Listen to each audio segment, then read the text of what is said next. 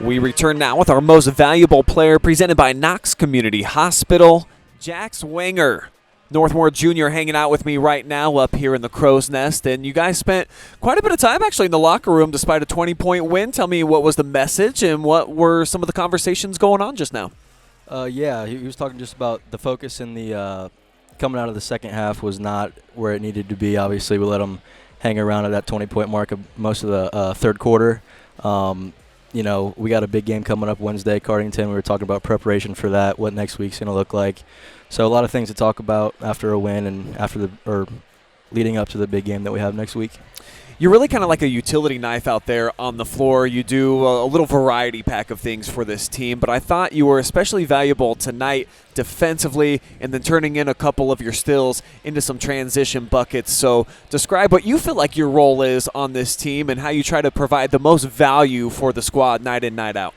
Yeah, I just kind of play it by night. I mean, some games I'm going to need to do different things. You know, we might need more scorers, more facilitators. Obviously, tonight we kept the pressure up really well on the defensive end. So tonight we were all over the floor getting active, and we just had great effort tonight.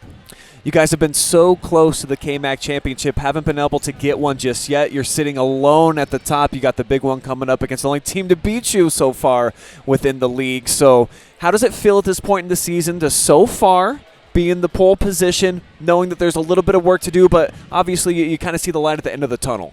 Yeah, Coach Sackett talks all the time, you know, the past few weeks about how we're at the top alone, so we're going to have a target on our back the rest of the season. I mean, we're going to get everyone's best game. East Knox obviously hung around with us there for a little bit before we were able to pull away, but just having that target on our back is, you know, we like the pressure of being up top, and, you know, we can't wait to see where it goes. And this team, I got to see you twice here in about the last week. It feels like you play with a lot of joy. When you guys are having your best runs, obviously there's a lot of smiles and some handshakes and some love going on. Describe the camaraderie that you guys have. You know, the starting five and then a couple of guys that come in off of the bench, and just how much you guys not just love playing with one another, but just hanging out.